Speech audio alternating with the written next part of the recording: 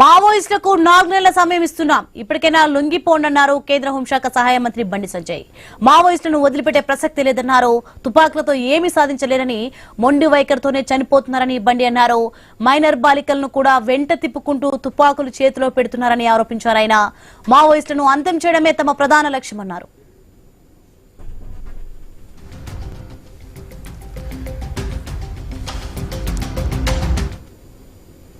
తుపాకీ ద్వారా రాజ్యాధికారం అనేది సాధ్యం కాదు. ఇన్ని సంవత్సరాలు తుపాకీ పట్టుకొని ఎస్సీ సామాజిక వర్గానికి సంబంధించిన పేద ప్రజలను చంపి, పోలీసు వాళ్ళని చంపి, దీని ద్వారా మీరు సాధించింది ఏంది? మీరు బుల్లెట్ నమ్ముకున్నారు, మీరు ఏం సాధించలే. మీరు సాధించింది అంటే మీకు అనవసరంగా ప్రాణాలు తీసుకున్నారు. మీరు జంగల్లో ఉండి. మేము బ్యాలెట్ నమ్ముకున్నాం. మాకు యుద్ధం అదే ఇన్ని సంవత్సరాలుగా సిద్ధాంతపరంగా వైరుధ్యాలు.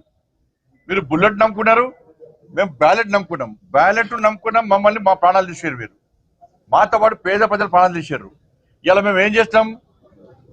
ఈ దేశంలో ముచ్చటగా 3వసారి భారీ మెజార్టీతో ప్రజల ఆశీర్వాదంతో, ఈ దేశ ప్రజల ఆశీర్వాదంతో నరేంద్ర మోడీ గారి ప్రభుత్వం, భారతీయ జనతా పార్టీ ప్రభుత్వం అధికారంలోకి వచ్చినాం. పేద ప్రజలకు సేవ చేయడం లక్ష్యంగా మేము వచ్చినాం. పేద ప్రజలకు సేవ చేస్తున్నాం కాబట్టి 3వసారి మేము వచ్చినాం. మీరు తుపాకీ గొట్టాన్ని నమ్ముకున్నారు, డ్యూటీ చేసే పోలీసు వాళ్ళని చంపారు, సమాజాన్ని రక్షించే పోలీసు వాళ్ళని చంపారు, ఎస్సీ సామాజిక వర్గాన్ని పేదలను చంపారు. ఏం సాధించారు? ప్రాణాలు కోల్పోతున్నారు. మీరు ఇవాళ దేశంలో ఉన్నది ఆషామాషి ప్రభుత్వం కాదు, నరేంద్ర మోడీ గారి ప్రభుత్వం. మేము మళ్ళీ చెప్తున్నాం, తుపాకీ ఉండాల్సింది బార్డర్ లో ఉన్న జవాన్ దగ్గర, సమాజాన్ని రక్షించే పోలీసుల దగ్గర. వీళ్ళ దగ్గర తప్ప వేరే వ్యక్తిగా తుపాకీ ఉండడాన్ని నరేంద్ర మోడీ ప్రభుత్వం సహించదు, దానికి క్షమించదు, దానికి అనుమతులు ఇవ్వరు. కాబట్టి ఇవాళ లొంగిపోవాలని చెప్పి మా కేంద్ర హోంశాఖ మంత్రులు అమిత్ షా గారు పిలుపునిచ్చారు. అమిత్ షా గారు ఒక మొండి పట్టుదలతోని ఈ సమాజాన్ని రక్షించాలి, ఈ దేశాన్ని రక్షించాలని చెప్పి ఒక లక్ష్యంతో, పేద ప్రజల ప్రాణాలు కాపాడాలని చెప్పి ఒక లక్ష్యంతో ఇలా అమిత్ షా గారు ఒక నిర్ణయం తీసుకున్నారు. లొంగిపోండి, తుపాకీ గొట్టం ద్వారా మీరు ఏం సాధించబోరు, ఇంతవరకు ఏం సాధించలేరు, మీరు ప్రాణాలు తీసుకోకండి, లొంగిపోండి, మావోయిస్టులను అంతం చేయడమే మా లక్ష్యం, మావోయిజం ఈ దేశంలో పనిచేయదు అని చెప్పి కరాఖండిగా చెప్పి ఇలా మావోయిస్టులకు అవకాశం ఇచ్చారు. ఇలా అవకాశాన్ని సద్వినియోగం చేసుకోవాల్సిన అవసరము ఉన్న సందర్భంలో కొంతమంది మొండి పట్టుతోని, తప్పుడు ఆలోచనతోని వాళ్ళు ప్రాణాలు తీసుకుంటున్నారు. ఇలా మన ఛత్తీస్గఢ్లో లొంగిపోయారు. ఛత్తీస్గఢ్లో ఎస్టీ సామాజిక వర్గానికి సంబంధించి మైనర్ అమ్మాయిలు, చిన్న అమ్మాయిలు, అభయం శుభం దిగిన అమ్మాయిలకు మీరు తుపాకులు ఇచ్చి ఏం సాధిస్తారు చెప్పండి? దాని ద్వారా తుపాకులు ఎవరు చంపడానికి? దాన్ని సమాజాలు రండి, సమాజంలో మార్పు కోసం ప్రయత్నం చేయండి, అందరితో మాట్లాడండి. తుపాకీ పట్టుకొని మీరు కాల్స్తా అంటే ఇది క్షమించే ప్రభుత్వం నరేంద్ర మోడీ ప్రభుత్వం కాదు.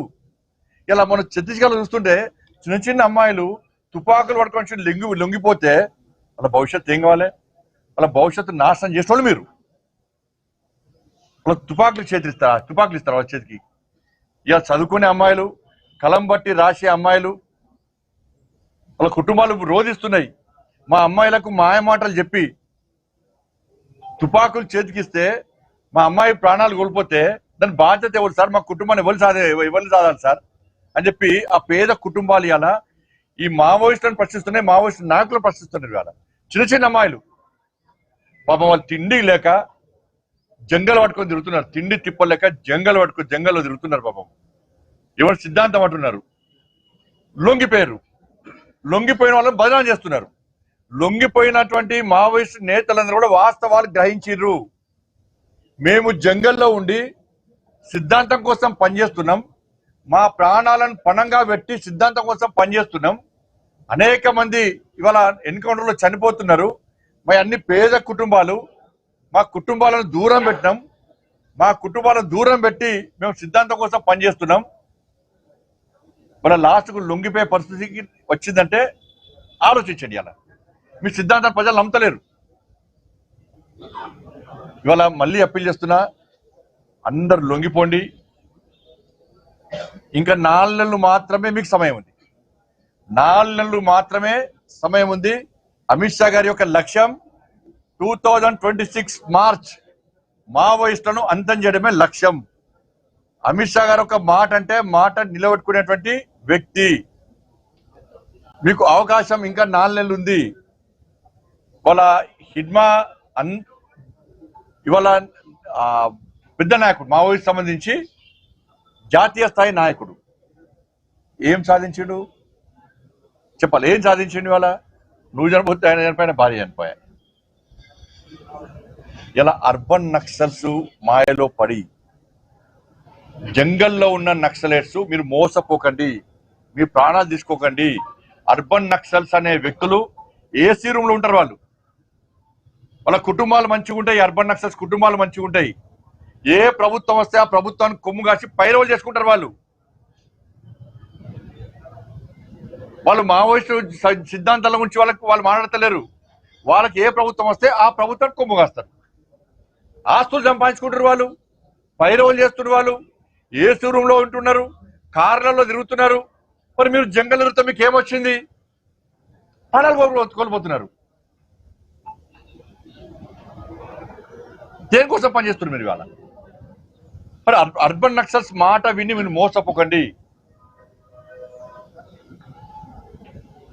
వాళ్ళు చెప్పేది ఒకటి, చేసేది ఒకటి. కాబట్టి ఇప్పటికైనా నేను మళ్ళీ అప్పీల్ చేస్తున్నా, ఎవరైతే అండర్ గ్రౌండ్ లో ఉన్నారో వాళ్ళందరూ కూడా వాస్తవాలను గ్రహించండి. మీ సిద్ధాంతాన్ని ప్రజలు నమ్మలేరు. అనవసరంగా మీ ప్రాణాలు తీసుకోకండి. మంచి ఆలోచనతో సమాజంలోకి రండి. మంచి ఆలోచన సమాజంలో సేవ చేసే ప్రయత్నం చేయండి. మీకు అండగా ప్రభుత్వాలు ఉన్నాయి. కేంద్ర ప్రభుత్వం మీకు సహకరిస్తుంది. అర్బన్ నక్సల్స్ మాట నమ్మకండి. వాళ్ళ యొక్క వ్యవహార శైలి, వాళ్ళ యొక్క ఆలోచనను, వాస్తవాలను గ్రహించండి. వాళ్ళ మోసపూరితమైన మాటలు, వాళ్ళ మాటలు నమ్మి మీ ప్రాణాలు తీసుకోవద్దని చెప్పి నేను ఇవాళ అందరికీ అప్పీల్ చేస్తున్నా. ఇలా ఎన్కౌంటర్ అన్న గ్రహించి మీరు రండి. ఇంకా 4 నెలల సమయం ఉంది.